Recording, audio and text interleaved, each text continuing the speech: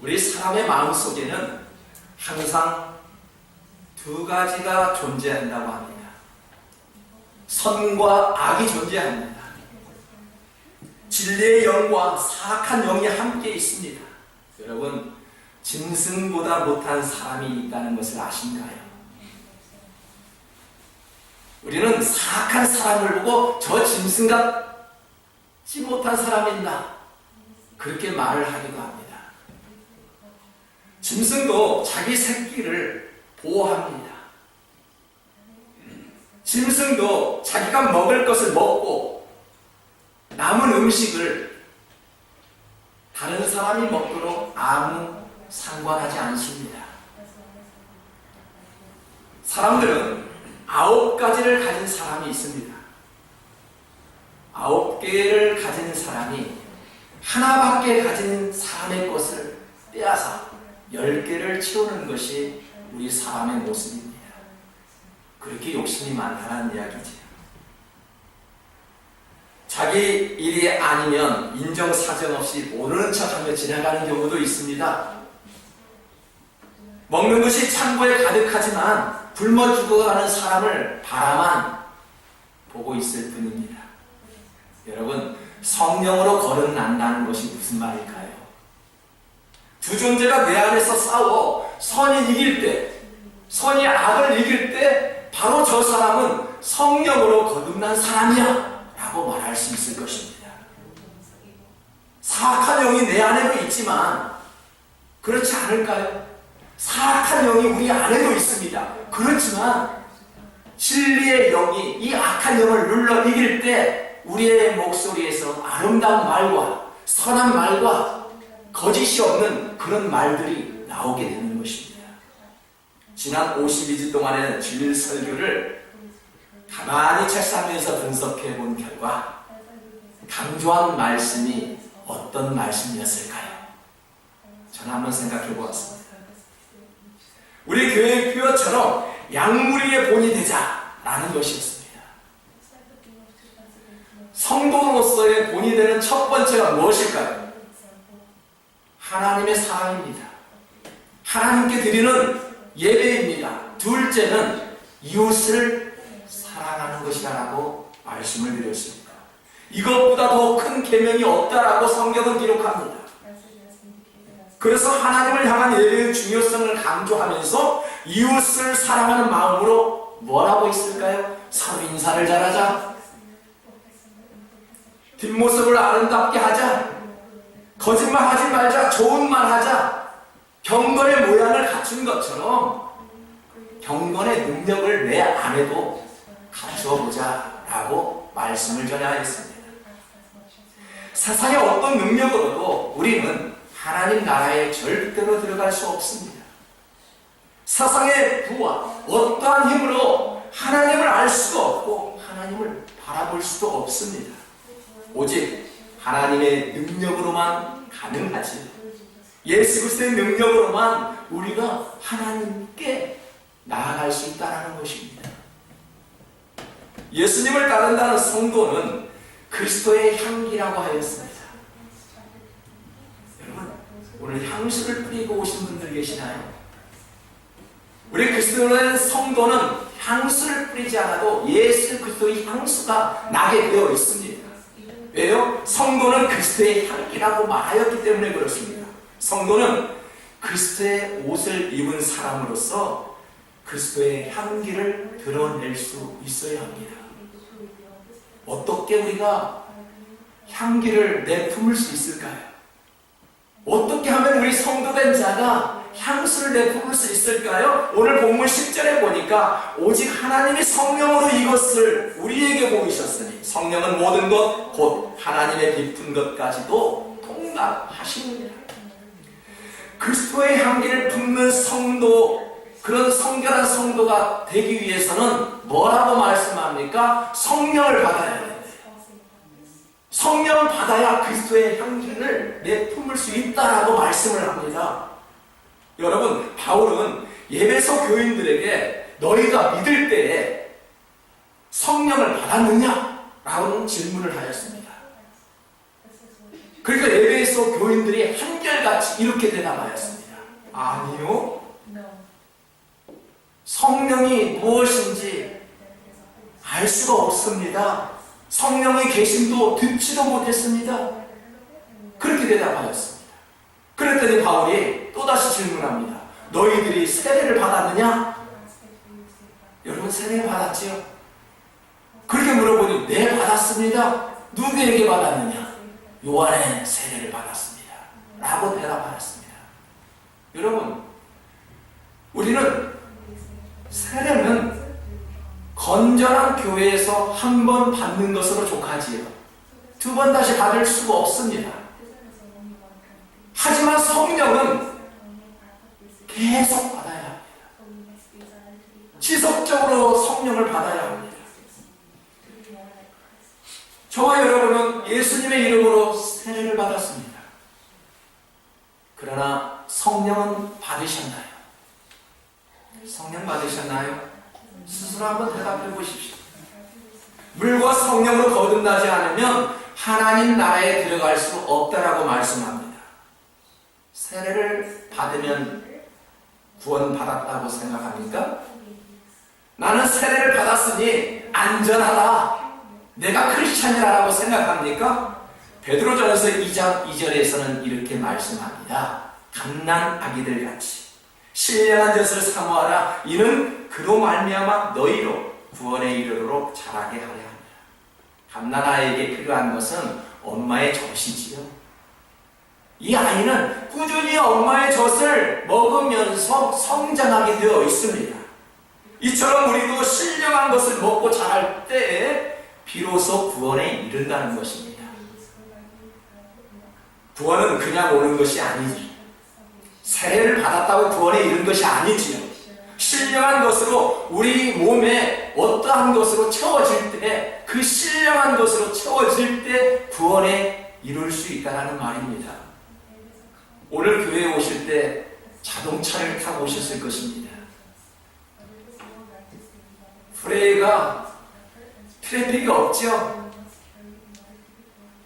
연말이라 그런지 다 여행을 떠났던 것 같아요.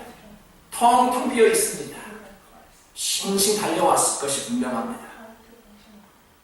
자동차의 기능을 하기 위해서는 자동차는 사람을 태우고 달릴 수 있을 때 그것을 자동차라 우리는 이야기를 하지요. 성령은 마치 자동차의 기름과 같습니다. 기름이 떨어지면 어떻게 될까요? 자동차는 더 이상 달릴 수가 없습니다. 계속 기름을 채워주면서 주행을 해야 합니다. 기름이 소멸되는 것처럼 성령도 소멸됩니다. 그래서 바울은 성령을 소멸치 말고 성령 충만함을 받으라 라고 말씀합니다. 연료가 떨어지면 불이 꺼지지요. 연료가 떨어지면 자동차가 멈추게 됩니다. 성령이 소멸되면 어떻게 될까요? 신앙이 엉망진창이 되고 맙니다. 여러분, 성령 충만하지 않으면 그동안 수십 년을 믿었던 그런 신앙도 나 자신도 모르게 엉망이 되고 만다는 사실입니다. 그래서 바울은 성령 충만하라 그렇게 외치고 있는 것입니다. 성령은 그리스도를 중심으로 살 수 있도록 우리에게 힘을 공급해주는 역할을 합니다. 우리는 우리 자신을 다스릴 수 없으니 성령의 인도하심을 받아야 합니다. 지난 한 해 동안에도 우리는 죄 앞에서, 유혹 앞에서 정말로 수없이 넘어져 생활했던 부끄러운 과거도 있었을 것입니다.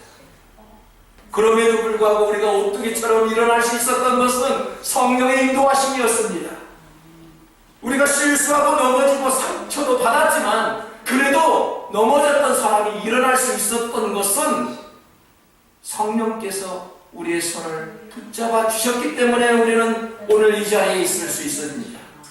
사랑하는 성도 여러분, 우리가 하나님께 지속적으로 기도할 것이 있다면 그래서 바로 성령 충만입니다. 오늘 주보와 함께 기도 카드를 다 받으셨을 것입니다. 저와 여러분이 끊임없이 기도해야 할 것이 바로 성령 충만해달라고 하나님 앞에 구해야 합니다. 성령 충만은 그리스도의 마음을 갖도록 지켜주는 최고의 선물이지. 충만이란 성령의 지배를 받고 그 능력으로 사는 것을 말합니다. 서두에서 사람의 마음속에는 두 존재가 있다고 말씀하였습니다. 성령의 지배를 받으면 변화된 삶을 살아갈 수 있지만 세상의 지배를 받으면 세속적인 사람이 되고 맙니다. 엉뚱한 생각을 갖게 합니다. 못된 망아지처럼 그렇게 신앙생활을 하게 됩니다. 그래서 우리는 세상의 지배가 아니라 성령의 지배를 받아야 합니다. 그래야 온전한 사람이 되고 그래야 본받는 사람이 될 것이고 영향을 주는 그런 사람이 되지 않을까요?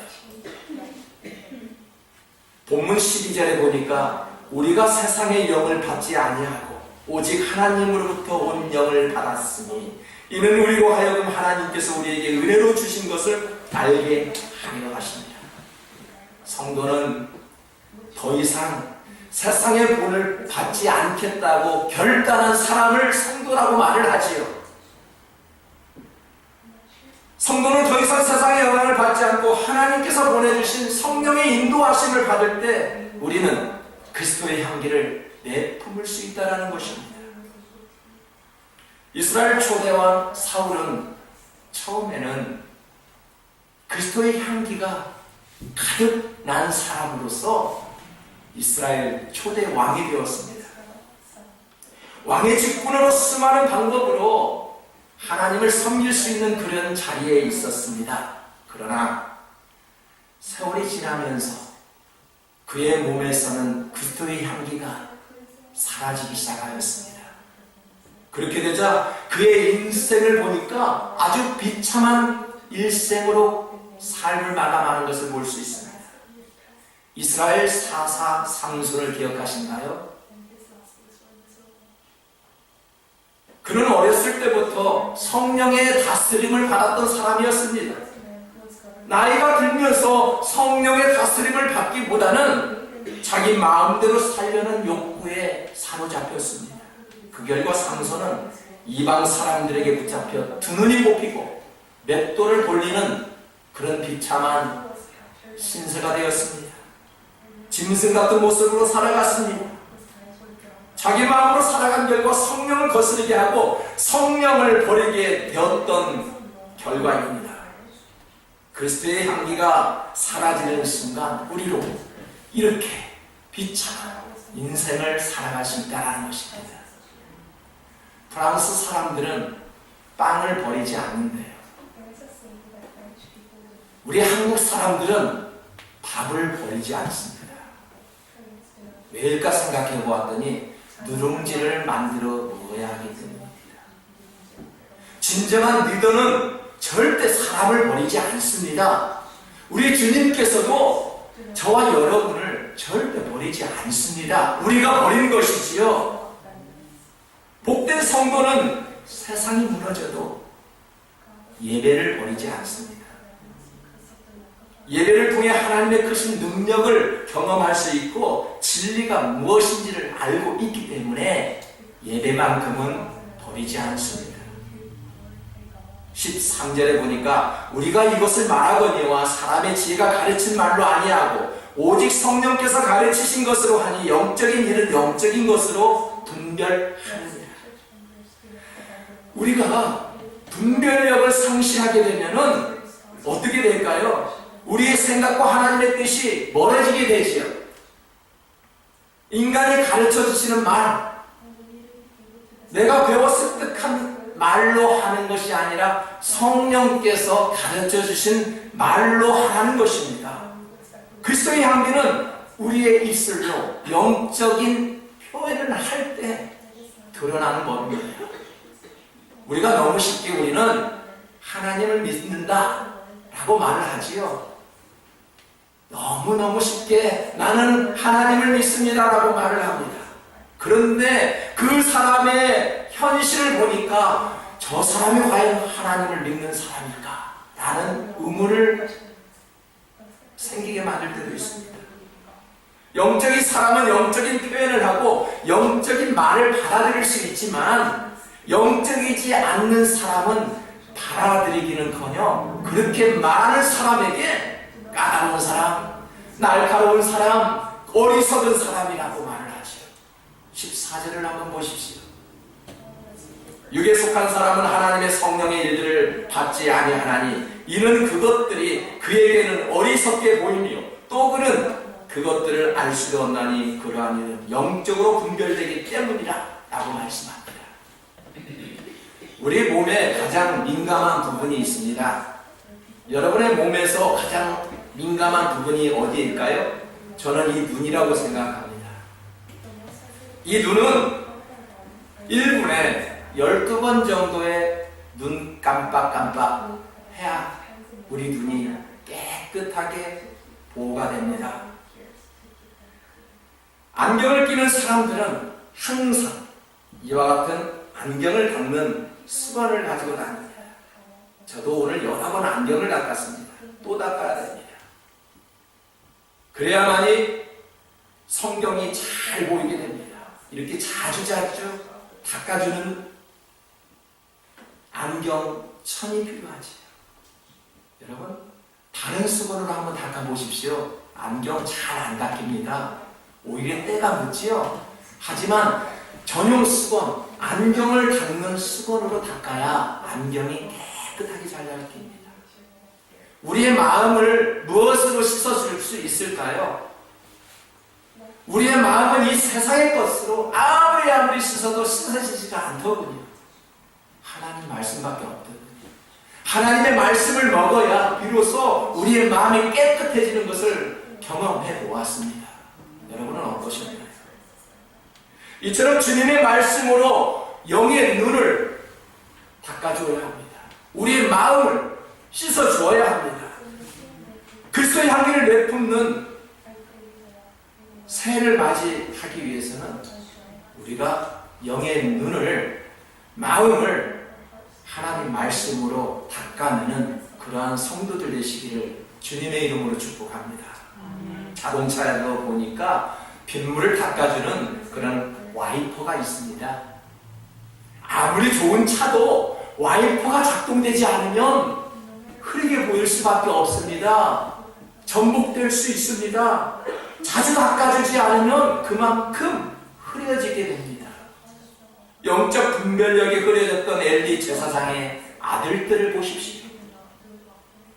제사장의 직분을 물려받아 영적인 삶을 책임져야 할 임무를 가졌음에도 불구하고 그들의 행실을 보십시오. 사무엘상 2장 12절을 보면 엘리의 아들들은 행실이 나빠 여호와를 알지 못하더라 라고 말씀합니다. 이들이 정말 하나님을 몰랐을까요? 이들도 하나님 앞에 제사를 드렸습니다. 어떻게 제사를 드렸을까요?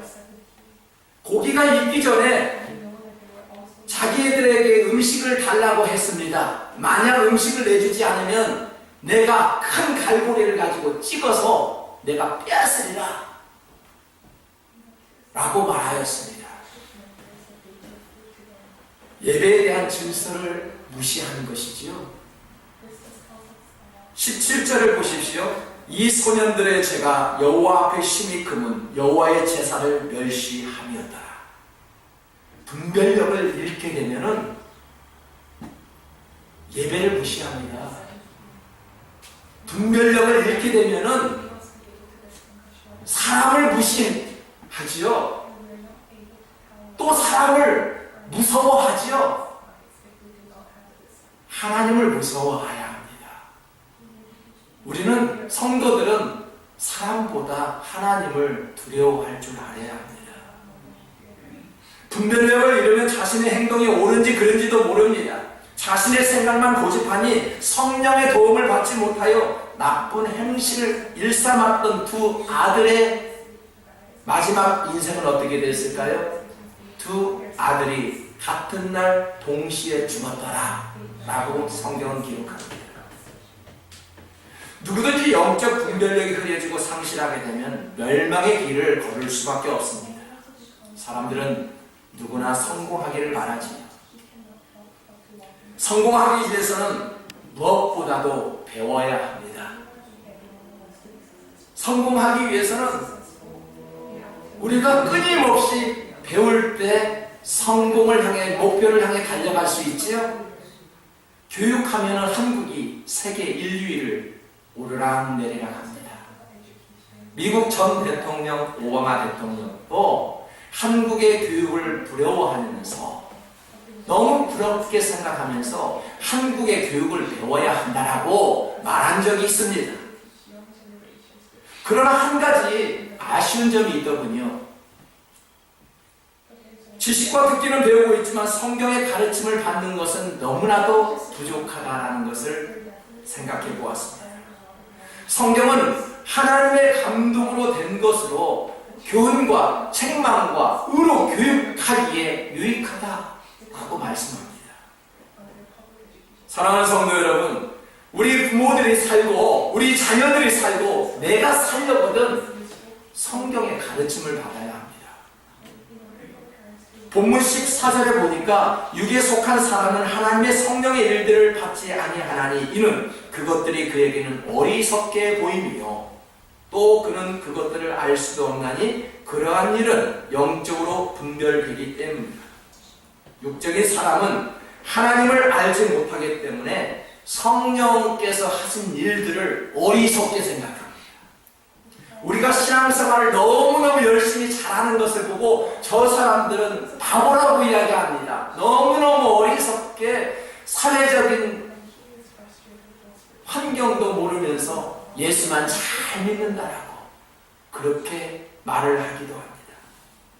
육적인 사람은 사상의 욕심과 쾌락을 쫓지 않는 그런 영적인 사람을 보고 그렇게 답답하게 생각을 합니다.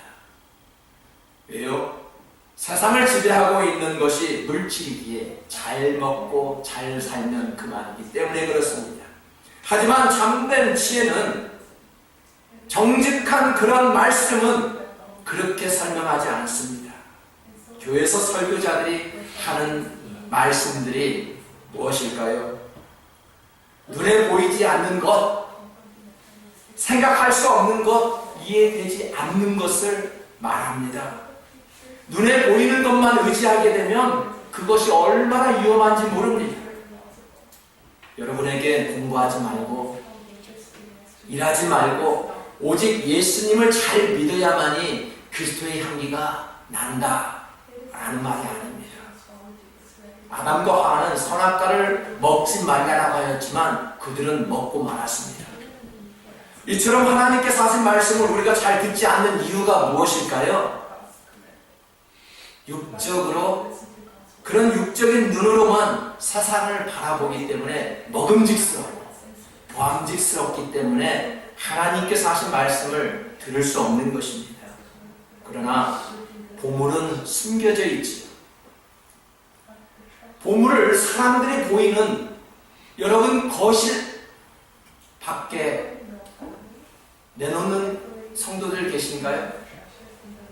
여러분 각 가정에 숨겨진 보물들이 있는데 사람들이 많이 모이는 왕래하는 거실에 장식해 놓은 그런 가정은 없을 것입니다. 꼭꼭 숨겨놓죠. 값비싼 것일 수 있도록, 값비쌀수록 보물은 사람의 눈에 띄지 않게 숨겨놓습니다. 천국은 마치 밭에 감추어진 보화와 같다라고 말씀했습니다. 세상의 눈으로는 도대체 이것을 이해할 수가 없죠. 천국은 숨겨진 그런 보화 같다고 말했던 것처럼 그 천국을 소유하기 위해서는 그 밭을 통째로 너의 소유를 팔아 사라. 그러면은 천국을 소유할 것이다라고 말씀하였습니다. 어떻게 이렇게 우리가 살고 있는 세상을 이해할 수 있을까요? 천국은 감추어져 있으므로 볼 수도 없고 들을 수도 없고 생각할 수 없는 것입니다. 그러나 감추어져 있었던 것이 서서히 드러나는 이유는 어디에 있을까요? 성령의 가르침을 받을 때 그 보화가 보이기 시작하는 것입니다. 13절을 보십시오. 사람의 지혜가 가르친 말로 아니하고 오직 성령께서 가르치신 것으로 하니 영적인 일은 영적인 것으로 분별하느니라. 우리가 아무리 지식적으로 하나님을 안다 해도 예수님과 하나 될 수가 없는 것입니다. 그리스도의 향기가 나는 사람들을 보면 성령께서 가르쳐 주신 대로 행하고 가르쳐 주신 대로 말을 하니 그래서 그리스도의 향기가 나는 것입니다. 사랑하는 성도 여러분, 한 해 동안 그리스도의 향기를 품기 위해서 수고한 그런 동역자 여러분, 이제 곧 새해를 맞이합니다. 새해는 더욱더 성령 충만한 사람으로 변화되어서 우리가 성령의 인도함을 받아 누구를 만나든지 그리스도의 향기를 내뿜는 그런 아름다운 선한 믿음 교회 성도들 되시기를 주님의 이름으로 축복합니다.